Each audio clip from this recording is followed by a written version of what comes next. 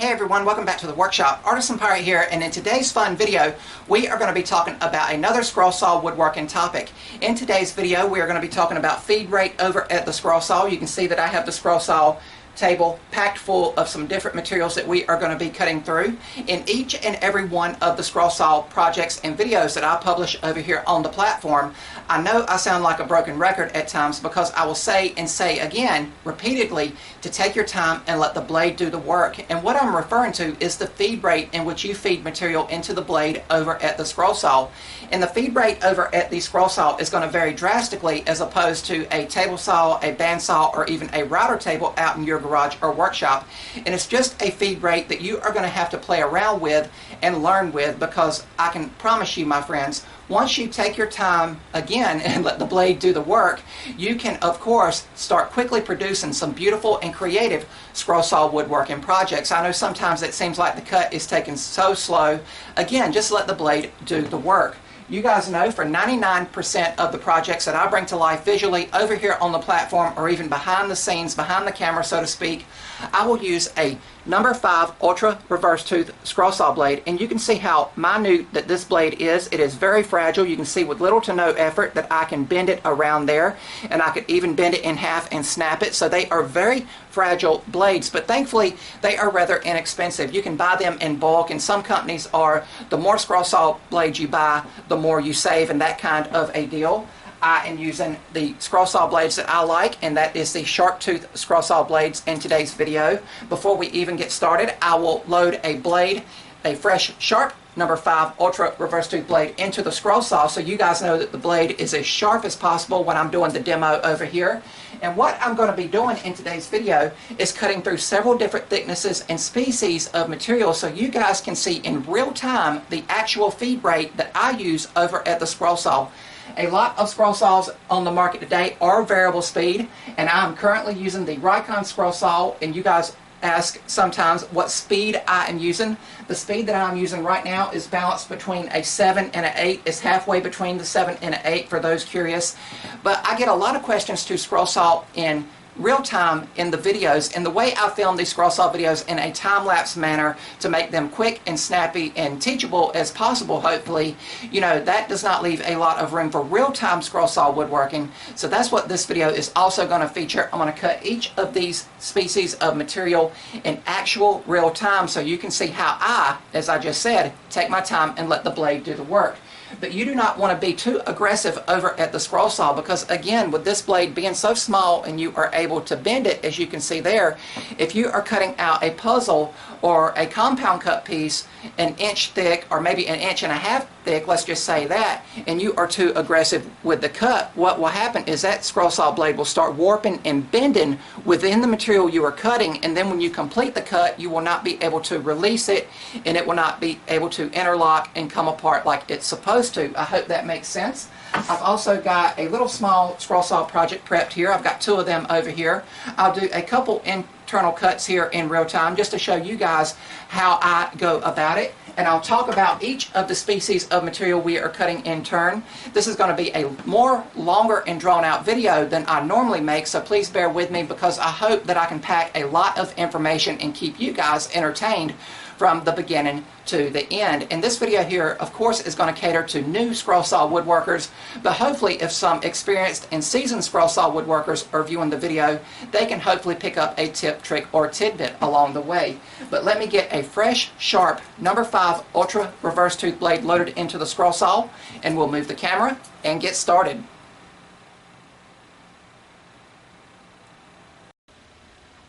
Alright, my friends, we have a fresh, sharp, number 5 ultra reverse tooth sharp tooth scroll saw blade loaded into the scroll saw, and I've got it tensioned properly. And I'm going to double check the tension just by popping the scroll saw blade while the scroll saw is powered off. You're simply plucking the blade like a guitar string, so hopefully you guys can hear that. It comes across on camera. But the first material we are going to cut through is the standard 1/4 inch material that I like to use, and I love to stack cut this material. You guys know I pick it up locally and it scrolls so well as long as you keep a fresh and sharp scroll saw blade in the scroll saw. And please be aware, for this video I do not have on my dust mask or my ear protection. That way I can talk to you guys better, to where my voice is not muffled from having the dust mask on, so just please be aware of that. Again, the speed on this scroll saw is balanced between a 7 and an 8. It may vary differently on your scroll saw and also your experience level over at the scroll saw. But what I'm simply going to do is just cut the material here. There is no rhyme or reason. I do not have a pattern attached to the material, as you can see here.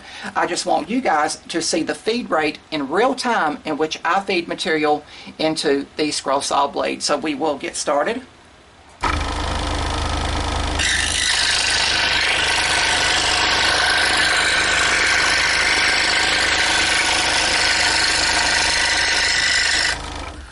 And you can see that the scroll saw will simply fly through the material with a fresh sharp blade through the 1/4 inch material here. And now I'm going to cut out a curve or something, you know, just to show you guys the real-time scrolling process.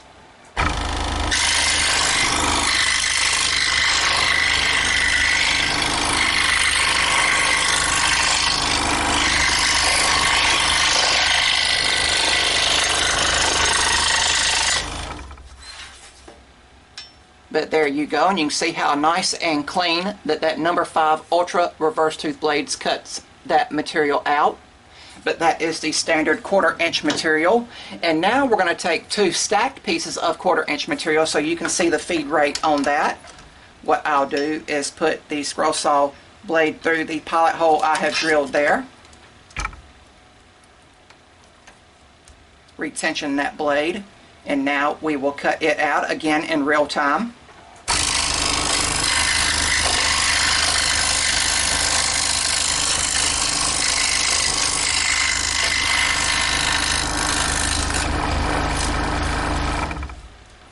There we go. There's one internal cut done, and we'll do one more. Again, this is 2 stacked layers of 1/4 inch material, and you can see how quickly that sharp blade is cutting through the material.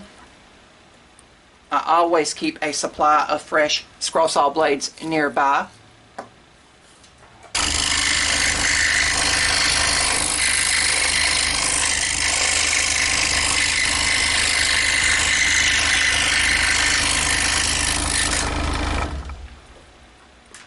But there we go. And again, my scroll saw is on an angle, for those of you who do not know. And the angle that I have my scroll saw on is going to vary depending on your height and the height of your work stool, your workbench, or the stand you have a scroll saw on. But when you put the scroll saw on an angle, it helps reduce neck and shoulder strain to where you are not hunched over and kind of squared shoulder on a flat scroll saw work area. And also I have the scrap bucket down between my feet there, and usually the waste wood will fall right down the angle of the table and drop right into the bucket. We will now put the tension back on the scroll saw blade and cut through another piece of material. And one thing you can do, and I don't do it as much as I probably should, I got out of the habit of doing it, is file the backside of your scroll saw blade. With some scroll saw blades, you can feel with your finger that there is little minute like burrs and imperfections on it. A subscriber sent me this. Before I had this, I used just a basic metal file to file the backside of them, but he sent me this, so thank you for that, or they sent it to me. Easy Lap Diamond Hone and Stone. And basically what you're going to do is turn the scroll saw blade on and file the backside of the blade, the scroll saw on, I mean.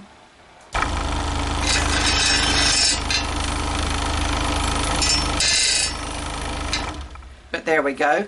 Got that scroll saw blade nice and smooth there. We will now cut through a different material, and we will cut through some cedar here. Now cedar is a soft material. It can also be very brittle if you are going to cut out some delicate cuts over at the scroll saw, so please be aware of that. But I'll once again just do a simple cross cut.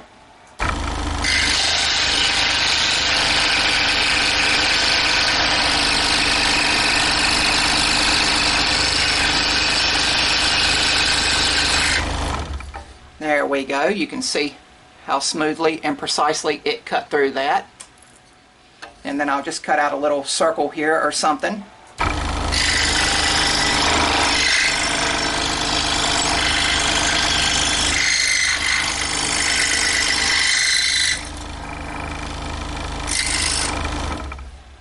So there you have the waste wood that I'll drop into the bucket.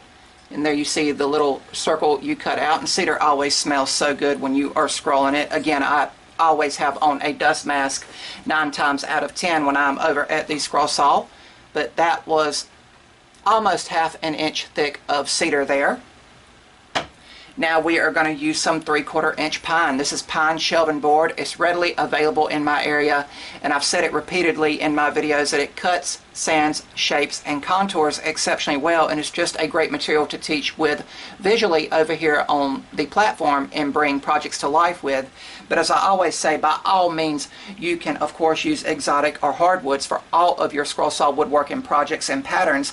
Just please be aware that the feed rate is going to vary drastically when you start using those harder and denser materials. And what I'm going to do with this piece of 3/4 inch pine is I'm going to cut out a puzzle shape, and that is a great way to double check to make sure that your scroll saw is dialed in at a perfect 90 degrees. Now of course I do have my 3D printed blade alignment jigs here, but this is also another way to quickly test to make sure your scroll saw is dialed in for cutting out thicker material.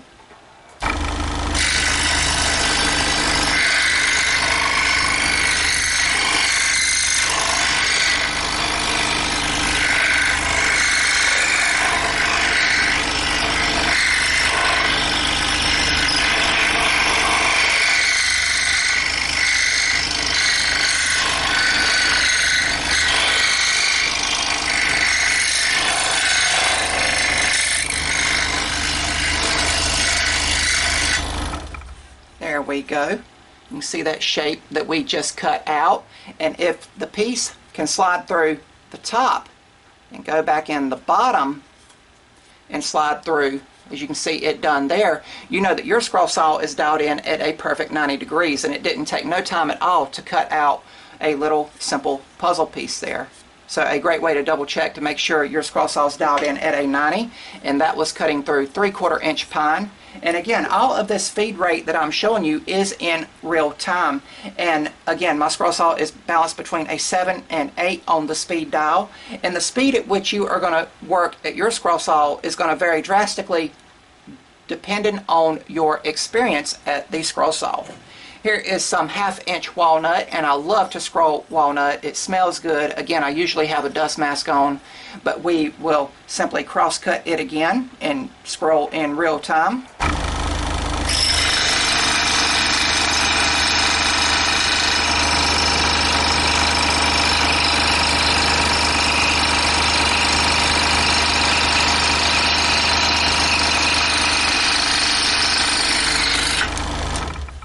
And there you see the feed rate is getting a little bit slower depending on the density and hardness of the materials we are cutting. A walnut piece is a little bit harder than the pine we just cut previously, but there you see that cut there. Cut very nice and smooth with those blades there, so you need very minimal sanding and touch-up work after you leave the scroll saw.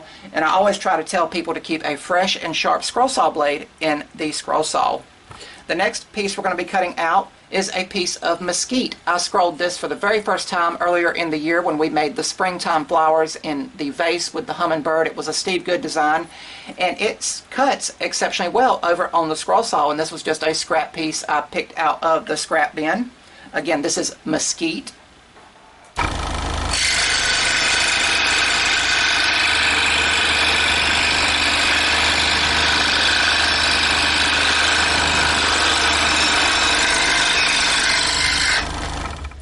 There we go. Again, see how cleanly and precisely that cut through there. This is basic construction grade plywood. You guys know I use it sometimes to bring projects to life with visually, especially if people give it to me or I pick some up, you know, and it's always a throwback to me because the construction grade plywood is the material that I done some of my very first intermediate scroll saw woodworking portraits and patterns out of, because it's what my grandfather, who taught me scroll saw woodworking, had on hand and had scraps of out here in the workshop, to where we did not have to go out and pick up any new material to do anything with. But you can see it here. This is around 3/16 inch in thickness.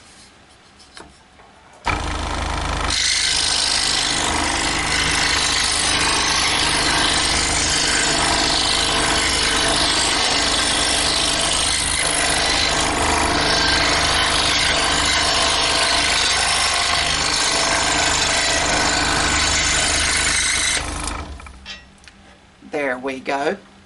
And one thing to be aware of with the construction grade plywood, if you do some very fine fretwork with it, it can potentially break or chip away due to those layers that you can see there being glued together. So just be aware of that. But cutting out basic shapes and, you know, small stuff, if you wanted to cut out something to maybe hang on a door or put in the yard for a quick seasonal decor like for Halloween, Thanksgiving, or Christmas, the construction grade plywood is a great material to use.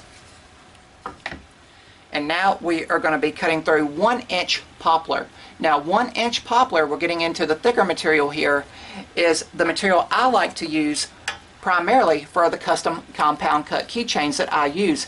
I use the Steve Good scroll saw keychain pattern generator to make these, and as I always say, he never meant for them to be compound cut pieces, so please be aware of that. He meant for you to cut them out of flat two-dimensional pieces using the pattern one time. I simply cut out print out two patterns of the same name or two different names, and then just add the appropriate spaces to where they line up to the same length. You have the one here that says Artisan Pirate, my name, and then the other one says the name of the city that I like to go to, Myrtle Beach. And I believe both of these here are made out of pine. They were basic dimensional lumber, like 2x4s, 2x6s, something like that, that I had milled down, and it's what I had available on hand at the time to make these out of. But my favorite material to use for the custom compound cut keychains is 1-inch thick poplar, and it just shapes so well, and it has a unique color to it. And of course, with the keychains or compound cutting, you can stain or paint stuff, but I love the grains and textures of poplar material. And you're going to notice that the feed rate is going to get drastically slower now that we are scrolling through a whole inch thick of material.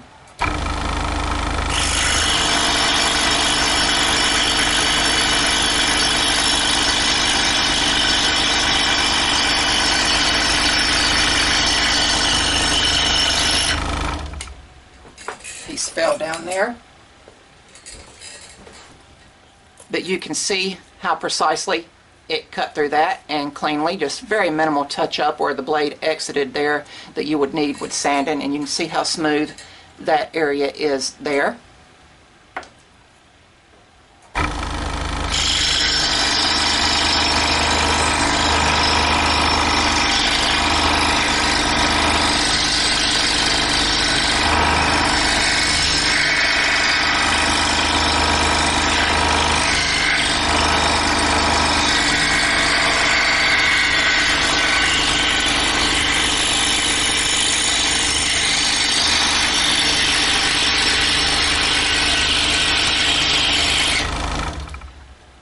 And as I said, with cutting out the puzzle piece on the 3/4 inch pine, you can see there that the piece comes out smoothly and cleanly and goes through both ways very smoothly.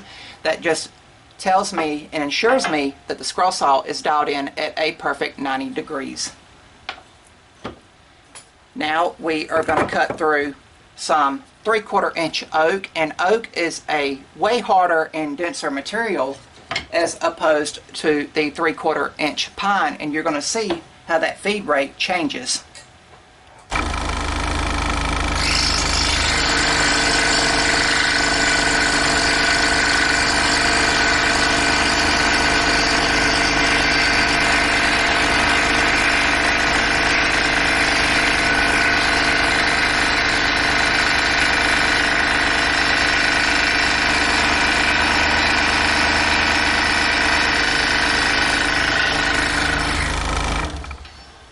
There we go, and that was just a simple cross cut on this 2.5 inch, I believe it is, wide piece of 3/4 inch oak here, but you can see how cleanly it cut it out again nice and smooth. Even the off-cut piece there is nice and smooth. And that was just, again, a simple cross cut. Imagine if we had cut out an intricate shape or an internal cut out of this, how slow that cut would have been. And our final cut here, we're going to just cross cut an 1.5 inch thick piece of material here. This is that same pine board that's now basically a block that we have been milling down to use for compound cutting project videos over here on the platform. I just wanted you guys to see how I cross cut it in real time.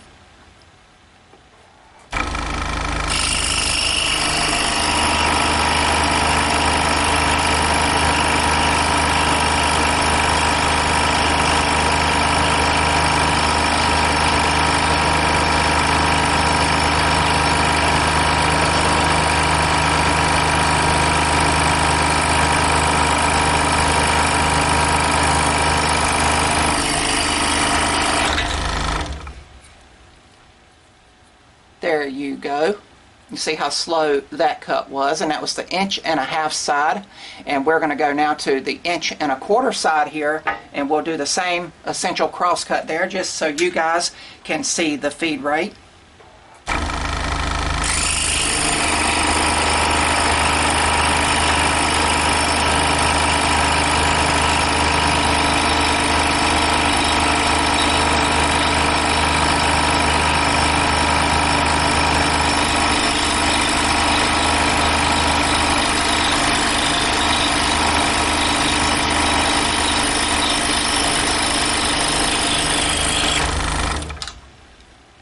And again, that feed rate is going to change even more so if I was sitting here cutting out some curves or contours or things like that. But there you see how smoothly it cut that out. So really, really cool. I hope you guys found this video informative. Before I step away, I always remove the tension from the scroll saw blade, and sometimes I'll just leave it sitting there untensioned, and sometimes I'll have the arm up. That way I can glance over and know that there's no tension on the scroll saw itself. But what I can do now is put the dust mask back over the scroll saw right there where it rests when I'm not at the scroll saw, and we can move the camera one more time and close the video.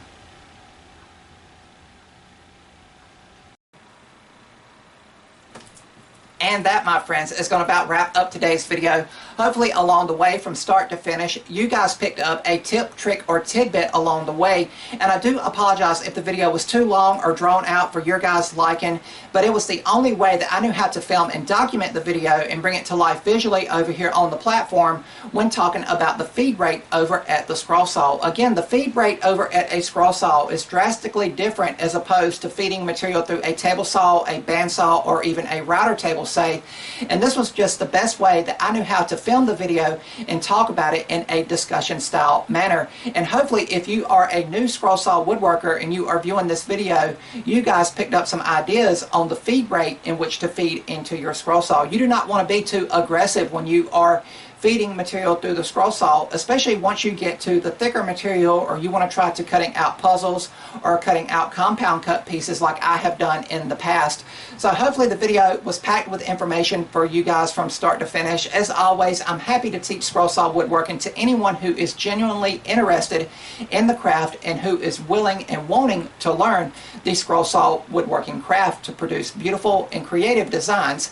As I always say, the scroll saw is still the most therapeutic tool that I use out here in the workshop. And what I mean by therapeutic is I can put on the dust mask, I can put on the ear protection, I can put on the music, whatever music I want to listen to that day. I can put a pattern on a piece of material, and I can sit at the scroll saw and comfortably zone out due to my experience over at the scroll saw. And I think I do some of my best thinking when over at the scroll saw, because I can just get lost while creating a beautiful piece of art. I can think about videos that I want to bring to life visually over here on the platform for scroll saw woodworking or other ideas. I can think about maybe a event that's coming up, you know, like doing live scroll saw demos. I can be sitting there scrolling and be like, hey, what do I want to pack? What do I want to teach this time? How do I want to document it? You know, just things like that. So again, a scroll saw is a very compact tool, and it doesn't take up a large footprint out in your garage or workshop. And with a little bit of time and effort, you can start producing some beautiful and creative designs like the designs that I have brought to life in the past visually over here on the platform. And there's so many people to thank when it comes to the projects and patterns that I've brought to life. People like Steve Good, Fox Chapel Publishing, Scroll Saw Woodworking and Crafts Magazine, you know, the various books I've used patterns out of, Scroll Saw Village, an online resource. You know, I want to thank all of them for the beautiful and creative designs that I have brought to life visually in the past over here for Scroll Saw Woodworking. But again, the feed rate is a very key element in what you do over at the Scroll Saw. So that's why I always say, and I say it repeatedly, to take your time and let the blade do the work and be as loyal as you can be to the cut line. Speaking of the blade, you guys seen all of the scroll sawing that I did in a real-time manner from start to finish today, and I used one single individual sharp tooth number 5 ultra reverse tooth blade, and it cut through all of the material cleanly and precisely as you guys seen in today's video.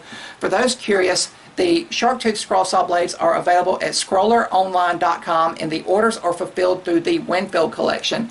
And this is just my go-to blade that I order and keep in stock out here in the workshop for beautiful and creative scroll saw projects. And it's the blade that I use around 99% of the time when producing the videos that I upload over here to the platform to hopefully teach you guys scroll saw woodworking. But if there is a particular blade that you guys like to use, if there is one blade that you lean to more so than others, please let me know down in the comments, and maybe in the future I'll get some different styles of scroll saw blades and we'll cut through each of them in turn just to kind of review those. I love bringing the scroll saw tip and trick videos to life.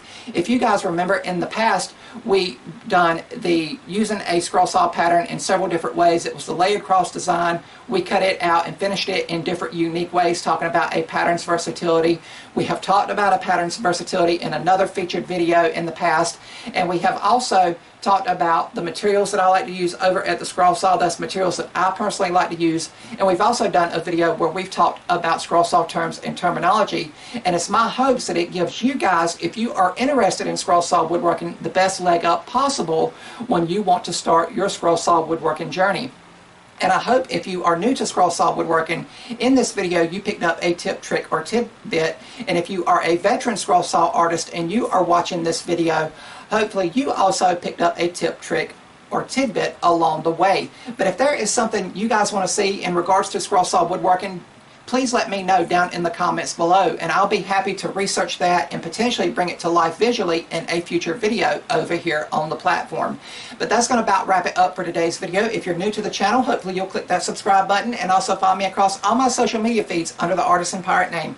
As always, links to contact me as well as all my social media feeds will always be linked down in the description box below these videos. That's about all for this one, and remember guys, if I can make it or do it, so can you guys. I'm the Artisan Pirate. Take care, and I'll see you guys real soon.